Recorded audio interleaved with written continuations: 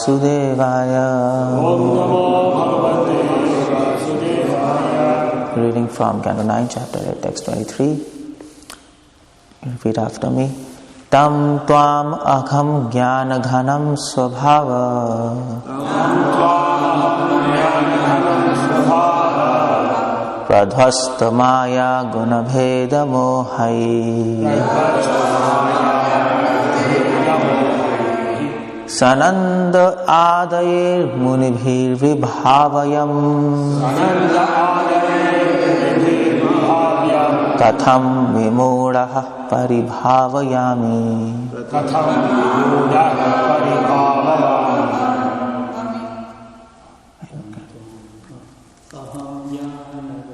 That personality. Tvam, unto you. Aham, I. Jnana Ghanam, your Lordship who are concentrated knowledge. Swabhava, by spiritual nature. Pradhvasta, free from contamination. Maya Guna, caused by the three modes of material nature. Bheda Mohai, by exhibition of the bewilderment of differentiation. Sanandana Adayi, by such personalities as the four Kumaras. Munibhi, by such great sages. Vibhavayam, worshipable.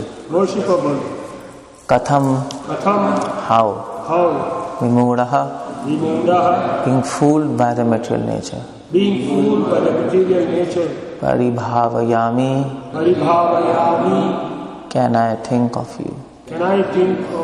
Translation purport by Srila Prabhupada.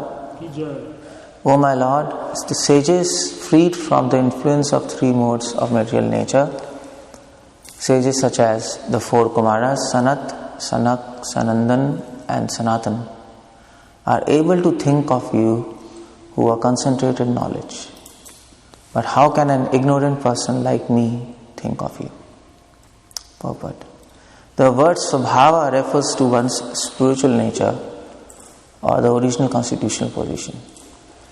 When situated in this original position, the living entity is unaffected by the modes of material nature.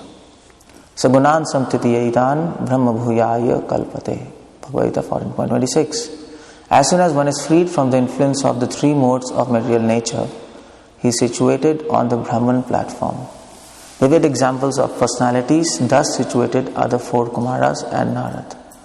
Such authorities can by nature understand the position of the Supreme Personality of Godhead, but a conditioned soul not freed from the influence of modes of material nature is unable to realize the Supreme. In Bhagavad Gita 2.45, therefore Krishna advises Arjuna, Traigunya Vishaya Veda Nistraigunya Bhava Arjuna. One must rise above the influence of the three modes of material nature. One who stays within the influence of the three modes is unable to understand the Supreme Personality of Godhead. So, Om Jnana Timirantasya Jnananjana Shalakaya Chakshur Unmilitam Yena Tasmai Shri Guruve Namah Namam Vishnu Padaya Krishna Prestaya Bhutale Srimate Bhaktivedanta Swami Namaste Saraswate Deve Gauravani Pachari. So, this verse is continuation of the last verse, and of course, and Sagar Maharaj, the sons of Sagar, they are praying to Lord Kapila, glorifying him. And they are saying, Tam Tvam Aham Jnana Ghanam Swabhava. The important point in this first line is that this word Tvam and Aham, they come together. Tvam means you, Aham means I. So well, we know who is Krishna, we know who are we, but the emphasis in this purport, in this verse is the comparison between God and living entity. That's why these two words are together, Tvam, Aham. So, and when you compare, you can know many things, which you cannot know just by independent knowledge of two objects. It's difficult to know. Like for example, if I say that this student has got 60% marks in exam. So what do you make of it? Yeah, 60% marks, good. But if I say that all other students have got 90% marks, now what do you make of this? This means that the person who got 60% marks is a failure. You get more information. By comparison, you get more information. So, this verse compares Krishna and us. And what is the comparison? This word is used, Jnana Ghanam. Prabhupada translates Jnana Ghanam as who is concentrated knowledge. Ghana means concentrated, Jnana means knowledge. Who is God? God is, who is Krishna? They say he is full of knowledge. Okay, fine. Who am I? So this word is used, Vimudha. That Aham is connected to Vimudha. Who am I? I am full. So if you compare both of them, Krishna and us, what do you understand? You understand that soul, all the soul in scriptures, it is called Satchit Anand. Prabhupada also says in Bhagavad Gita, soul is full of knowledge, eternity and bliss. But here Sagar Maharaj, the sons of Sagar say, no. Krishna, you are full of knowledge, you are full of eternity, you are omnipotent, omnipresent, omniscient. You know everything. That's your knowledge. Not about my knowledge. All those scriptures say that soul is full of knowledge. The meaning of that is that soul knows, Krishna knows everything and soul knows nothing. That's the meaning of full of knowledge. We are full of knowledge that Krishna is supreme, Krishna is a master. He knows everything. And in comparison to him, our knowledge is negligible. We are full. So when scripture says that soul is full of knowledge, that means soul has the knowledge that it is full. That's the knowledge. That's real knowledge. Real knowledge is not that I know everything. Real knowledge is I know nothing. That's the real knowledge. The soul can understand by his own realization that yes, Krishna is omniscient and whatever I know by his mercy. Otherwise, intrinsically, I am full. That's what Brahma prays in Bhagavatam, 10th Canto, 14th chapter.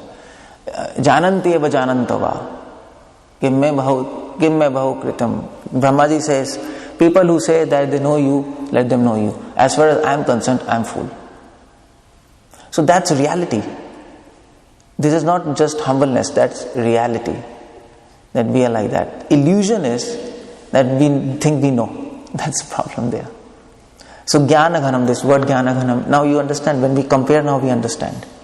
When you compare, then you understand. If you don't compare, then you end up like Jnanis, Mayavadis. When they read scriptures, scripture says, soul is Satchit Anand. It is full of knowledge, eternity, bliss. Yes, Aham Brahmasmi. They think like that. But when you compare yourself with God, then you understand He's an ocean and you're tap water, drop of water from tap. Now, drop has its own value, but when you go to ocean, it has absolutely no value. It's useless. What do you do with that? There's so much water there, no? So, but the question is, how to know God? How to understand God? How to understand this? How to get to this realization that God knows everything, I know nothing. He is supreme and I am full. This realization is difficult because we don't think like that, no? We don't think like that. We think we know something. We don't think that we know nothing. So how to know God? that full of knowledge God. So now we don't know anything. Krishna knows everything. So how to know Him? That's the question, because intrinsically we are full. So that word is used, Swabhava. Swabhava, Prabhupada says, as Prabhupada writes in purport, refers to own spiritual nature, original constitutional position. Now the first step to know God is Swabhava, to be situated in your constitutional position. This word comes in Bhagavad Gita. Krishna says in, I think, 14th chapter or maybe somewhere, Krishna says, Swabhav adhyatma uchyate. Now, what is Swabhava? What is spirituality? Spirituality means to be situated in your nature. That means Swabhava. Swabhava. The Swasmin Bhava Bhakti. When you are situated in your own nature, in your own feelings, in the feelings of soul, the thoughts of soul, that is called Swabhava. Is it? Now we are situated in thoughts concerning mind, thoughts concerning intelligence. But we are not living on the platform of soul. We are not concerned with thoughts of soul and the feelings of soul. So Prabhupada says, Sagar Maharaj says, Prabhupada says there in purport, how to know God? First step is be situated in your Swabhava. That means that you have to understand that yes, I am full. Krishna knows everything, so what should I do? I should start serving Him. That's our Swabhava, no? That's our nature. He is master, we are servant. He is great, we are small. He is Vibhu, we are Anu. He is controller, we are controlled. Niyanta, Niyamya. That's all word used by scriptures. So, yes, start by serving Him. Swabhava, okay. And when you start serving Him, of course, to serve Him you need some knowledge, is it? Some basic knowledge you need. So Krishna says in Bhagavad Gita, Aham sarvasya prabhavo matta sarvam pravartate iti matva bhajante mam. Krishna says to Arjun, Arjun, you understand, I am the source of everything. I am not just the source of everything. All motion comes from me. Aham sarvasya prabhavo matta sarvam pravartate. Whatever action in this world you see, whatever motion you see, that's because of me. Now there is an example given in this Bhagavatam, I think in 10th Canto, 80th chapter something. You see, if you have an arrow, if you shoot an arrow, and the arrow is going through the air, and somebody sees an arrow traveling through the air. Now a foolish person will say, or a scientist, it will say, arrow is traveling by its own energy, no? And it's traveling. But a wise person knows that the arrow is traveling because of action of the shooter, no? Person who shot the arrow, he is with the arrow in form of energy. His energy. His energy is carrying the arrow forward, is it? So a wise person will, when he sees arrow, he will say, yes, this is that person.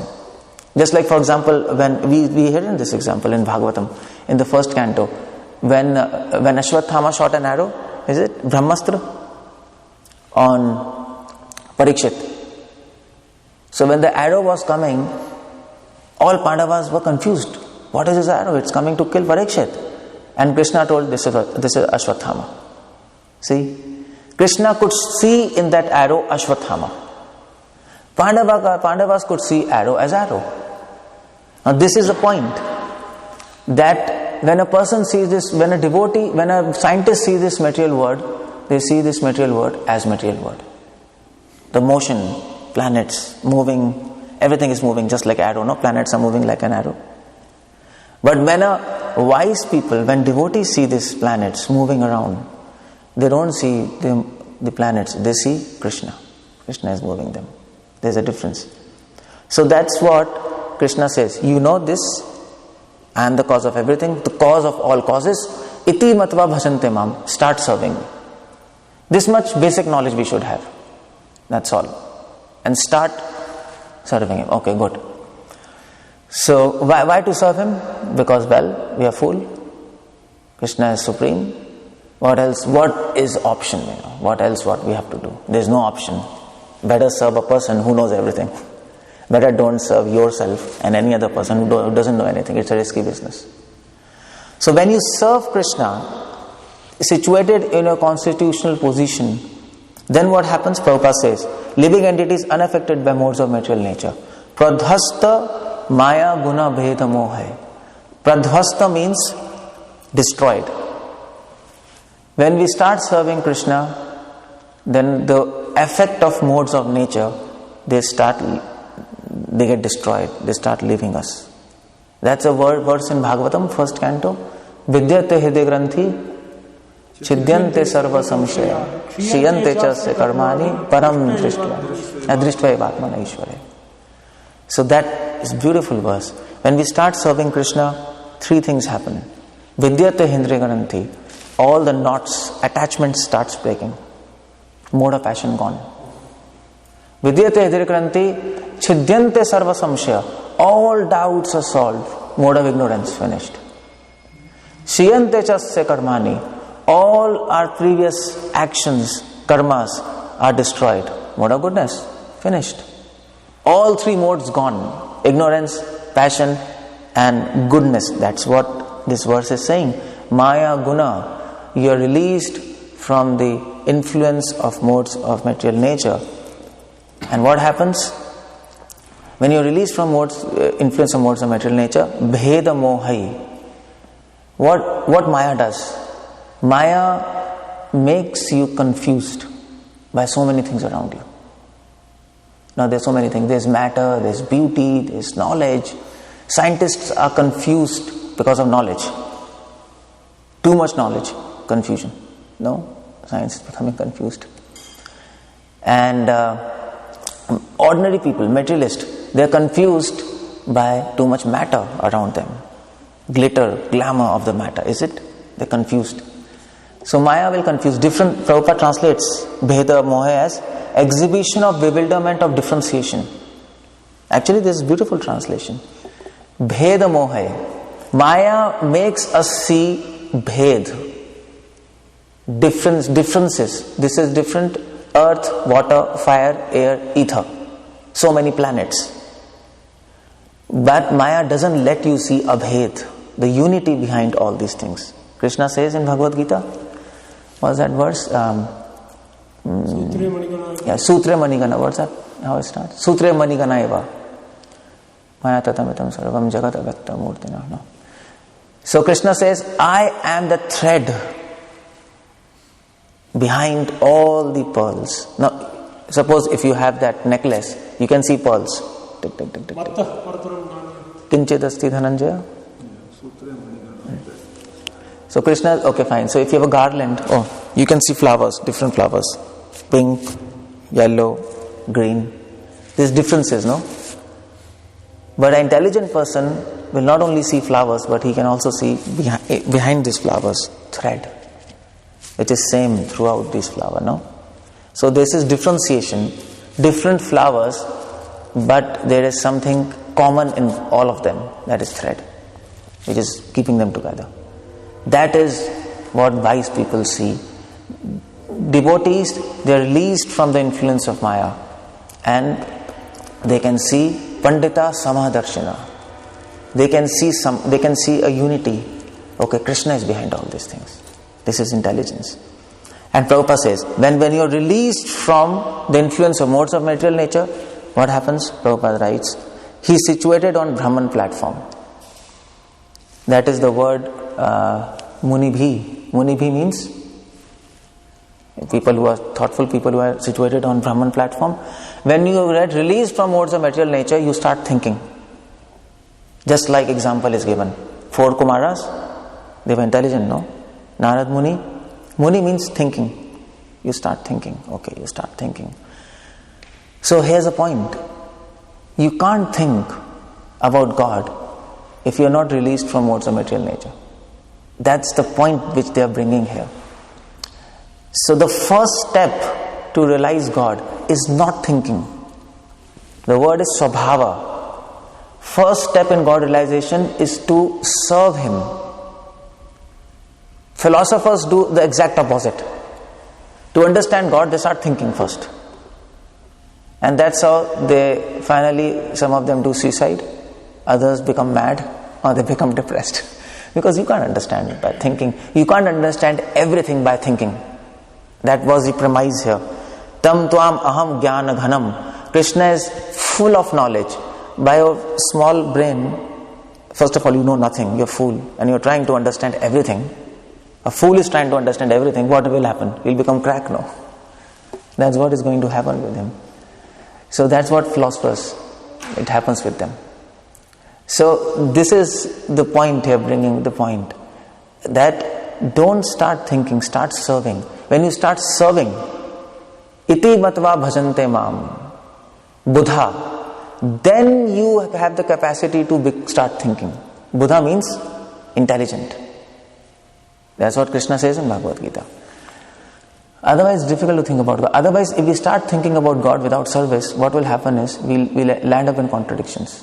Prabhupada says in Chaitanya Charitamrita, without service, anybody starts thinking, he starts reading big philosophy and so many things, he'll get confused. There'll be contradictions. He'll land up into contradictions. We'll go mad. I've seen many people like that. Many people who are too much interested into philosophy, but they don't serve. They don't prepare their intelligence to receive that knowledge. It overwhelms them. They get confused. Why it's like that? Why it's like that? It's a confusion. So that's why Krishna says, okay, first serve, then you have the capacity to think. Okay, but the point here is, don't we have to think for serving? No, if you have to serve Krishna, you have to think something, no? You have to know something about God. Otherwise, why will anybody serve Krishna? At least you have to know that Krishna knows everything. Something you have to think.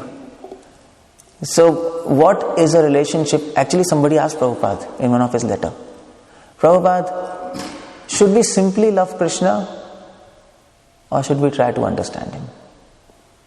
Because Prabhupada in many lectures he says, try to understand Krishna. No, he says no. Many people know God, but they don't know. Many people know God is great, but they don't know how He is great. Prabhupada says. So try to understand how He is great. In some of his lectures, Prabhupada says, in Bhagavatam purport, Prabhupada says, don't try to understand Krishna. Simply love Him. You cannot understand Him. So what to do? Prabhupada is sometimes he's saying something, sometimes he's saying something. And there is a big controversy here. It's not a small thing because many people in Radhakund and Shyamkund, Vrindavan, they have this opinion. No, simply love Krishna. You can't understand Him. Forget it. That's why people don't come to classes. Okay? Why to understand so many things anyway? That's okay. Anyway, even after understanding, you have to do the same thing. So why to rack up brains and understanding? Just keep on doing. But some people have this opinion. No, this is not good. If you serve without knowledge, then without understanding Krishna, it's sentimental. You can serve without understanding somebody, but the point is, you don't get as much effect as you do the same action with understanding. That is common sense, no? So there are two camps. And there's a fight. There's always a fight in all religions. Just like even in ISKCON, we have orthodox liberals. And in Christianity, you have Protestants, okay, Catholics, fine. In Islam, you have Sunni and Shia. In Sri Vaishnavas, you have Tenkalai, Vadakalai. In Madhvas also you have Dasa Sampradaya and Tirthas, the pontiffs. There is always a division. So they asked Prabhupada, okay, Prabhupada, what should we do? Should we understand Krishna or should we simply love Him? How does Prabhupada reconcile both? You see contradiction? This is a contradiction. So devotees cannot understand. First Prabhupada told that it's so simple. Devotees told what? It was simple. Prabhupada says it's simple. You are fools because you can't understand properly. And then Prabhupada provided the answer. Does anybody know the answer? What's the answer for that? Without properly understanding, love will not grow. No, I'm asking, okay. What was Prabhupada's response? How do you reconcile what Prabhupada said? Simply love. Don't try to understand. So without understanding, there cannot be proper love. That's what I'm saying. No, but then you contradict Prabhupada's statement. No. You have to reconcile Prabhupada's statements. You see? It's each according to his capacity? No. Do you understand the question, everybody? Understand the question? Now, the reconciliation means we have to get with the answer, some answer which can satisfy both propositions. Prabhupada's both statements are correct, but they seem contradictory. Now you have to reconcile them. You have to get some answer which will make both propositions right. How this is possible? Because both are contradictory, no? So we should learn as much as we can? I can, what's that? We can learn as much as we can about Krishna and how to serve him. But Prabhupada says, don't try to understand him. Simply love him. Then your answer goes against that proposition? Because we can learn some and not fully understand. Okay, you are saying, okay, fine. Prabhupada is saying, don't try to understand him fully. That's what okay. Yeah, you can give that answer. Prabhupada gives a more interesting answer. He gives perfect answer. Perfect. This is one of his lecture. I got that lecture. I was just finding, because there is a big controversy in ISKCON. There is a big thing going on. It will go on. It can never settle. But Prabhupada gives an answer, and I found this makes sense. Okay, Prabhupada gives an answer, I'll tell you. Prabhupada says, I said, don't try to understand Krishna, simply love him. But then I also said, try to understand him, and then you will develop love. Now Prabhupada said, the answer is, you try to understand Krishna. When I said you don't try to understand Krishna, I said that you don't try to understand Krishna by your speculation. Try to understand Krishna, how much he wants himself to be understood by you. Prabhupada said, you have to understand how much he wants you to understand about him. You see? So that's not your endeavor to understand. Krishna is telling about himself, you are receiving knowledge. Is it? So then Prabhupada says, so how do we understand? So what's the meaning? Simply read Gita and Bhagavatam. This much Krishna is telling, you should know. You don't need to know anything besides this. Simple. Don't try to understand Krishna means, don't try to do research. Your own research. Krishna is telling, I am like this, accept it. That's the meaning. Accept what Krishna says. Because if you try to do research, you'll land up in problems. Yeah, Prabhupada also quotes the verse, Rasoham Apsukavanteya. Yeah, Prabhupada quotes Maharatamedam Saram so many. So that's when Prabhupada says, don't try to understand Krishna. Simply love him. And when Prabhupada says, try to understand Krishna first, and then you will develop love, that simply means, you try to understand Krishna, okay. He is telling you, whatever he tells you, you try to understand. Whatever he doesn't tell you, don't put your brains there. Don't do that. There's so much knowledge in Upanishads of so many things. No, that much is enough. That's how Prabhupada reconciled, and this makes a lot of sense, is it? So Prabhupada reconciled both statements.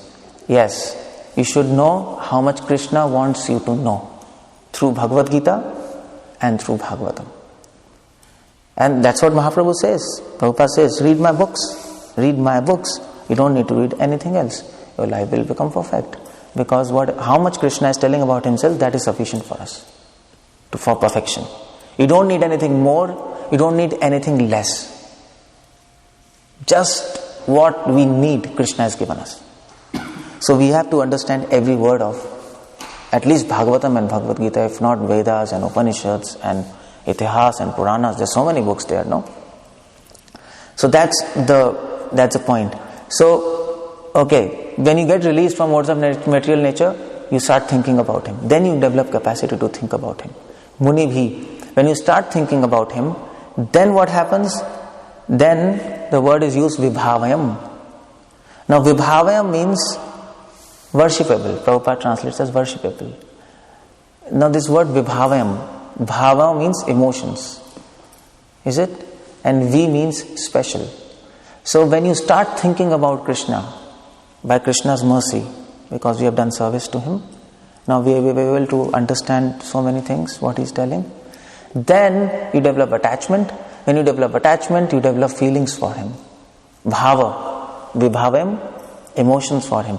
And then you worship Krishna with emotions.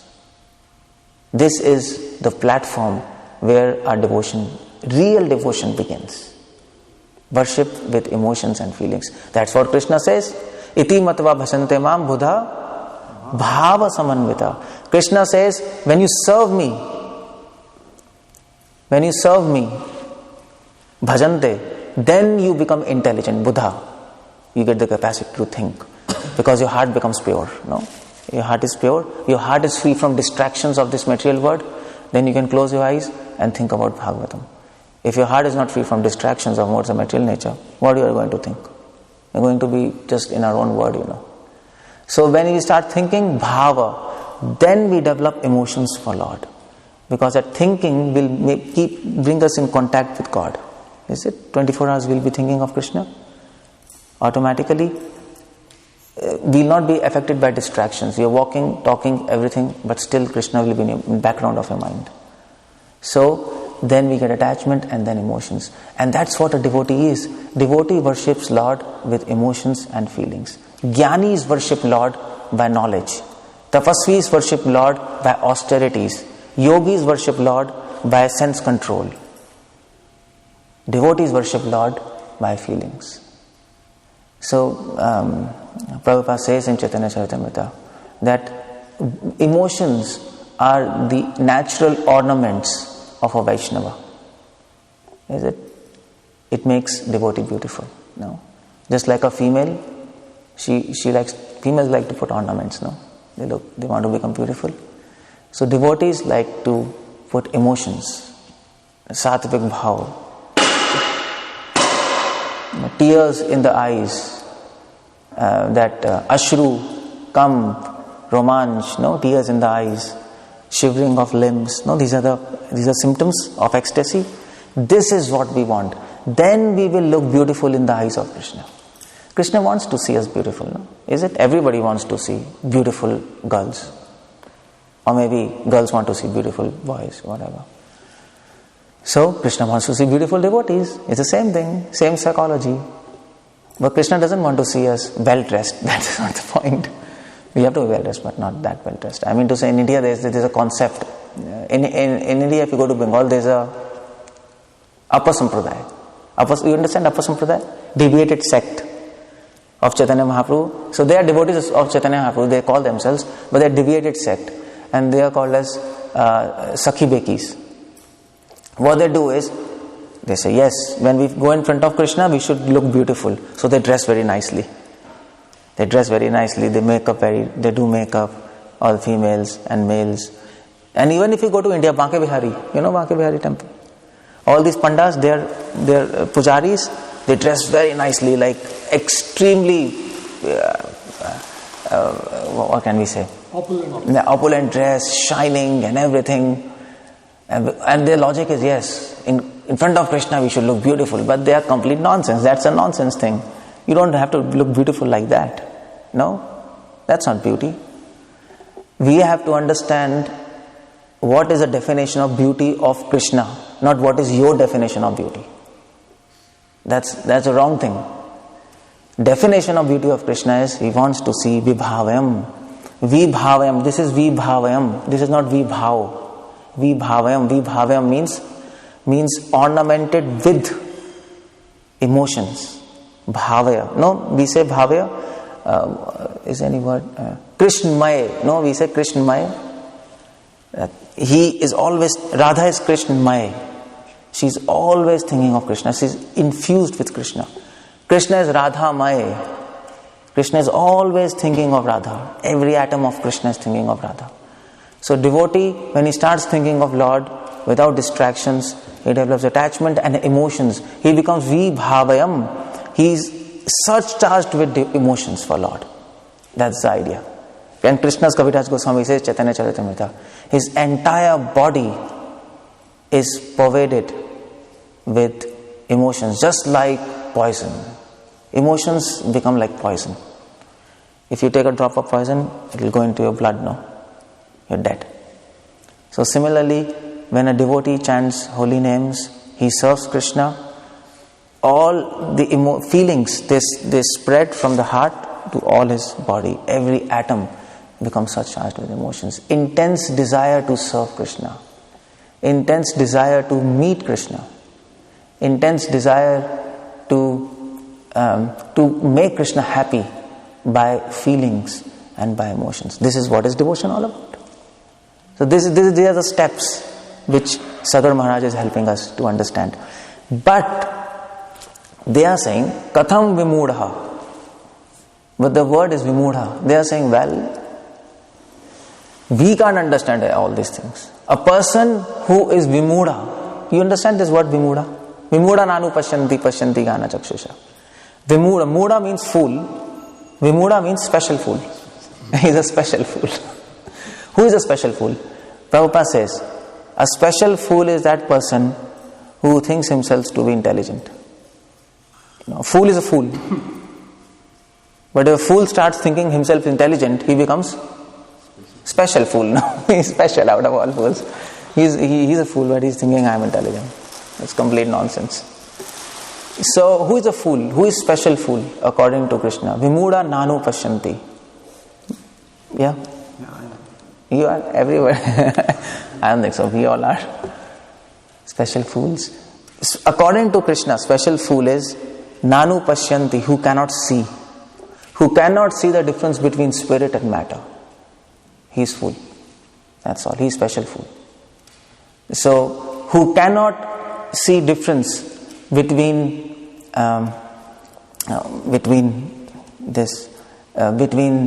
service and sense gratification. We were talking yesterday. He is a special fool. Simple. Prabhupada writes in his purport to that Vimudha nanu pasyanti gana chakshusha, who cannot see the process of reincarnation, no? How soul leaves the body, takes another body. He has no idea. So, according to Krishna, all scientists, big PhD, MD, they are all fools. They cannot understand anything about spirit. They are fools. And in fact, on the other hand, Gaur Kishoras Babaji, who was illiterate, he is the most intelligent man because he can see what is difference between spirit and matter. So that's what this word Vimudha is used. Who are special fools, just like materialists. There are two people who are special fools. Materialists, who have knowledge of matter, and Mayavadis, who have knowledge of spirit. Both are fools. Because materialists think everything is matter. Mayavadis think everything is spirit. So they are fools. Intelligent person knows the discrimination between spirit and matter. Both matter and spirit. So that is Vimudha, is it? So who is more Vimudha? Mayavadis or materialist? Mayavadis. Actually, yeah, Vimudha. One person considers everything matter. Krishna is also matter, low. Another person, Mayavadi, is saying everything is spirit. This table is also spirit. So both are extremes now. Both are fools. But Mayavadis are probably more fools because they can understand spirit.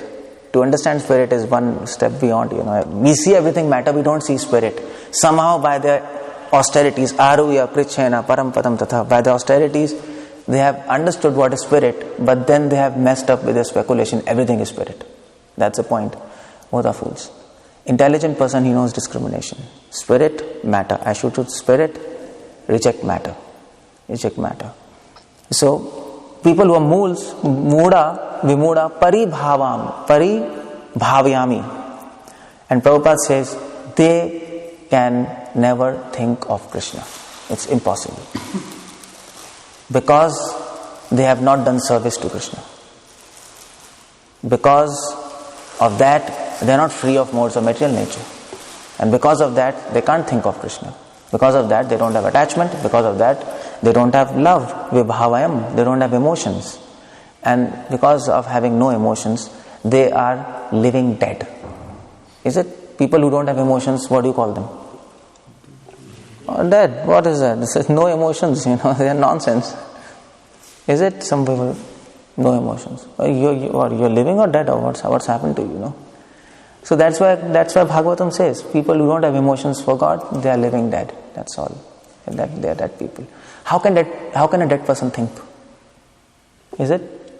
That's why they say, Vimudha paribhavyam. Oh, this is wrong. Yeah, bhavyami. Yeah. That's what I was wondering, Yeah, paribhavyami. So they cannot think of Krishna. They are dead.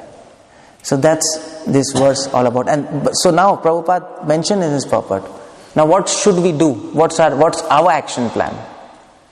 Now we understand how to understand God. We also understand who cannot understand God. So what should we do?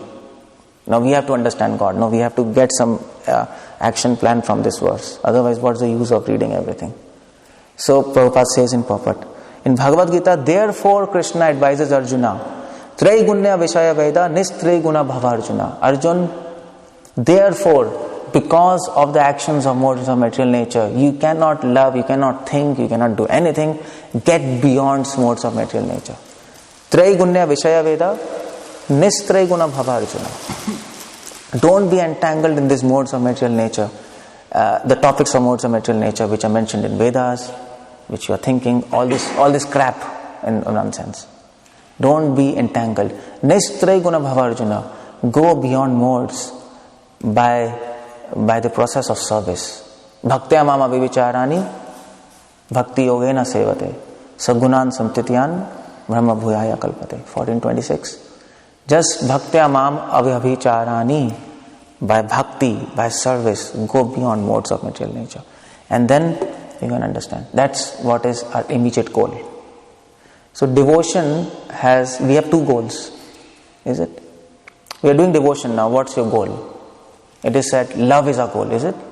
Krishna prem pumartho mahan. But that's the long-term goal. What is our immediate goal? To get beyond modes. And Prabhupada says so many times. Come in mode of goodness first, is it? Then go beyond mode of goodness. Then you can understand God. Prabhupada says, then you can understand God. So that's our immediate goal, long-term goal. Both things are mentioned in this purport. And Prabhupada is inspiring us. Sagar Maharaj is inspiring us. They're glorifying Krishna.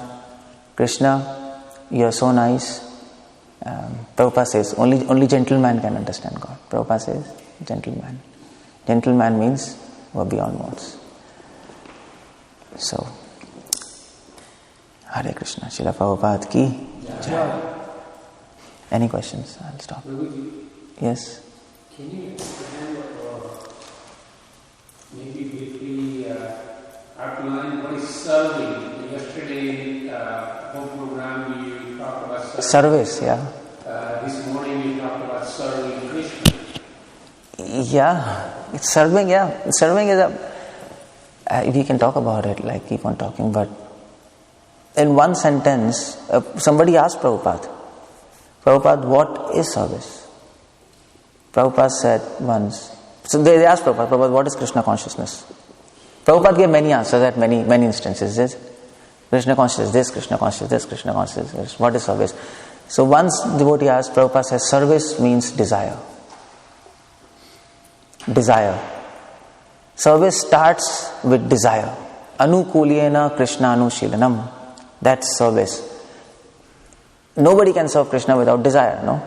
That's the main component in service, the spirit of service. Is it? We were discussing yesterday, on that day. Prabhupada says in one of his letters, Krishna doesn't really see your service. Krishna sees the spirit of service. How you are serving Him, with what intentions, with what desire. That Krishna sees, and then Krishna rewards. But on the other hand, desire without actions make no sense. Is it? I desire to serve Krishna, but I don't do anything. We are in our room, on our bed. Prabhu, what happened? I want to serve Krishna. And not doing nothing. It doesn't make sense. No, that doesn't make any sense. It's just lip service. So a wife will say to husband, my dear husband, I want to do so much for you, but I am getting sleep, you cook yourself. Tomorrow you wash your clothes. But make it a point. I want to serve you by my soul, by my heart. That doesn't make sense. So desire should be coupled with actions. Desire should be expressed by actions, is it? So girlfriend loves boyfriend. Yes, I love you, I desire you. So the girlfriend says, okay, can you show me? Okay, fine. Yes, there is a flower. So you have to express your desire, is it? So express desires by actions. And that is where the role of action comes in service. But why I am putting like this is to understand that desire precedes action. Desire is more important than action. Because sometimes people think, okay, we are doing something for Krishna. Why we are not getting mercy? Because there's a problem with that desire. So desire expresses as action. So what are the actions we can do for Krishna? Prabhupada says, Krishna has provided you many services. So 9 types of services we know. Shravanam, Kirtanam, Smaranam, Archanam, Vandanam, Dasyam, Sakhyam, Atmanivedanam. Somebody asked Prabhupada, why Krishna has given 9 types of services? Why? What did Prabhupada say? Any answer? Prabhupada gives very practical answer. Very practical. Many times. So if somebody asks you, why does Krishna say so many varieties of services? 9 types. Choose. So what did Prabhupada say? What do you say? Krishna's mercy. Okay, good. Krishna's mercy, yeah? We all are individual, we have our own nature. Okay, I accept that. Okay, fine. Any other answer? Prabhupada's answer, Prabhupada's answer is a very practical answer. These are good. These are good answers, but these are a little theoretical.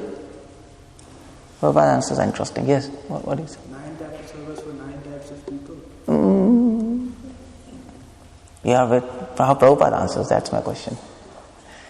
So Prabhupada says, Prabhupada said, why Krishna gave you 9 types of services? So many services Krishna gave you because you don't get bored. Unless you get bored doing one thing. Is it? You get bored, You can't chant always. It's impossible. So there's variety. Krishna likes variety. Krishna is interesting. He makes his service interesting. But you can do this, you can do that, you can do this, you can do that. And that's what we are doing, no? Otherwise we can't do. We get bored. We leave Krishna consciousness. So that is action in service. There's desire in service. But then there's a third component. You're desiring, you're acting, but you have to remember that desire and action should make Krishna happy. Otherwise everything gets useless. So much endeavor to buy a flower bouquet for a girlfriend, and you buy and you take to a girlfriend flower bouquet, and then she says, I'm not pleased. And you say, what I'm doing? Is it the parents? Parents do so much for the children, and children say, come on, Papa, I'm not pleased with you. What are you doing for me? And then parents say, what I'm doing, why I'm doing for him, whole life I've been working for him. What's the use of that? Is it? It all becomes useless. So third component is, we should desire in such a way, we should act in such a way so that it pleases God. That's very important.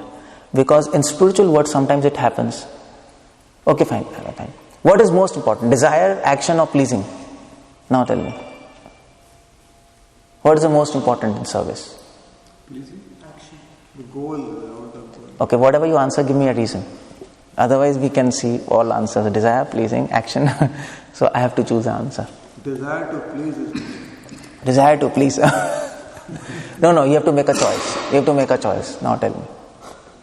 Action, because action will please him. Pleasing is... Okay, you know what, sometimes what happens? You see altar? Radha Krishna? Radha doing something? Nothing. Krishna is doing something? No. They are like picture, They are posing like anybody takes. Okay. Sometimes in spiritual world, Radha is sitting with Krishna, just sitting, nothing, doing nothing. Krishna is pleased? Yes. It happens now in material world also? A boyfriend is sitting with girlfriend whole day in the park, doing nothing, no action, but still both are pleased. The fact she is sitting, they are pleased. So sometimes no actions, but yet there is devotion. Is it? It can happen like that. You understand? It can happen like that. So actions are important, but not as important as the tendency, the desire to please Krishna, that pleasing tendency. That's the main thing. That's the main thing. Is it? Because you know what? I'll tell you. For example, if you do something for Krishna, okay, fine. If you don't want to please somebody, and unknowingly if he becomes pleased by our actions, is it? So that's a good thing, no? That's a good thing. The aim is to please. And if you plan, if you desire and the person is not pleased, it's all waste. So target, that's a please. You have to please Krishna. Always remember that. To please him. But of course, you can't please anybody without actions and desire, is it? You can't please anybody. So that is where all three go together. But our focus is on pleasing God. That's more important. By our desire, by our actions. That's what Rupa Goswami says. Anukulyena Krishnanushilanam iti bhaktiruttama. Anukulyena means pleasing. Krishnanushilanam means desire and actions. And yesterday I told that how do we know Krishna is pleased? How do we know Krishna is pleased? Of course. Yeah. Krishna is pleased, and Krishna is pleased, we'll get detachment from this material world. We'll be free of modes of material nature. This is Maya Gunai Bheda Mohe. That's the point. We'll get free of lust, anger, greed. We'll get free of craving for this flesh, what we have. We'll get free of cravings for this matter, which is almost impossible. We're living in this flesh. But you get free of that desire, that craving. This is how we know Krishna is pleased. Krishna, by His mercy. Krishna will lift our soul to Him. Our consciousness, He'll lift our consciousness from this body to His lotus feet. That's what Chaitanya Charitamrita says. Krishna smaran jar, deha smaran nahi aar. You'll start forgetting your bodily consciousness. You'll get, Prabhupada said, if Krishna is pleased, if your devotion is nice, you will conquer sleep and thirst and hunger. No? Prabhupada says that. You'll conquer sleep, thirst and hunger. It will not hamper your services. That's what Prabhupada said. That's a small thing. Anyway, yes. When we talk about the three gunas, sorry, go ahead. You first. Yeah. When we talk about the three gunas, sattva is a major component. So can you clarify that the devotees should have the qualities of sattva guna and then some, right? And not the opposite of sattva guna. So that means that a devotee has to have the qualities of sattva guna by being truthful, honest. You're mentioning. Okay, fine. I got your point. Please restate the question. Okay, the question is, Prabhu is asking that do devotees have to be situated in mode of goodness? Because the verse says you have to go beyond modes. So obvious conclusion of devotees is, okay, beyond modes. So no goodness, no bad, no good, nothing. Do whatever you want. So that's what happens now. So the question is, do we have to be in mode of goodness? So the point here is, Prabhupada once said in Nectar of Instruction, he says, first you have to come to mode of goodness, then you have to go beyond it. But many times Prabhupada says go beyond modes. Is it? Many times he says directly beyond modes. Krishna consciousness will take you directly beyond modes. Mode of goodness, passion, ignorance. But here's the point. We have to understand what is mode of goodness, and we have to understand what do you mean by beyond modes. So there is called Satogun. Satogun means mode of goodness. Beyond modes is Shuddha Sattva. Okay? So in mode of goodness and beyond modes, everything is same. There is no difference. Even a person who is beyond modes, he is practicing all those which are in mode of goodness. He is truthful. What is mode of goodness? Truthfulness, is it? Satyam, speak truth. Saucham, cleanliness. Prabhupada is saying be clean. Tapa, austerities. Mercy, generosity. Arjavam, simplicity. Fearlessness, non-violence. All this list. The difference between mode of goodness and beyond modes is just one. Everything is same. What is the difference? That difference is, one is to satisfy one's senses, the other is to satisfy yes. In mode of goodness, there is selfishness. Selfish. In mode, beyond modes, it is selfless. In mode of goodness, the person is trying to become good to satisfy himself. That's the point. To get peace and happiness for himself. But beyond modes, you are becoming good to satisfy Krishna. But nevertheless, you have to become good. That's the point. That's why Prabhupada says in many of his purports, yes, we have to try to develop qualities which are in mode of goodness. It's important to develop all these good qualities, because these good qualities will help us serve Krishna better. And in fact, Prabhupada also says, all these good qualities will automatically manifest if we serve Krishna. They'll automatically manifest. But the point here is, where Krishna will give you all good qualities if you serve Him. If you're not getting good qualities and yet you are serving Him, this means what? If we are serving Him, if we are not getting good qualities, this means what? The motive is... Yeah, this means Krishna is not getting pleased. If Krishna is getting pleased, we'll get all good qualities, is it? But the point is, Krishna will give you the gift of good qualities, but your endeavor is to carry them, protect them. Just like Krishna gives gift of child, you don't get child by your own endeavor, no. Krishna gives you gift baby. But then he says, okay, I have given you a gift of baby, but now you have to nurture him, take care of him. So Krishna will give you all good qualities, automatically manifest. But you have to be careful to guard it. If you don't guard good qualities, just as it has come, it will go away. So that's what happens. When we start serving Krishna, yes, devotees automatically become merciful, they speak truth. But if you're not attentive, what will happen? All these good qualities will go away, and again devotees will become... That's why we see many devotees, no? They don't have good qualities. Is it? They don't have... They shout, they can't speak properly, sometimes they are violent. People say, come on, devotion is not... It's wrong, devotion is wrong. Krishna, we heard, automatically all good qualities are coming, but there's no good quality. He's serving for 20 years, no good quality. No. Krishna gave him the gift, but he destroyed it by his own foolishness. So, like a baby, we have to safeguard our good qualities, because there are so many bad people who can confuse us. So that's the point there.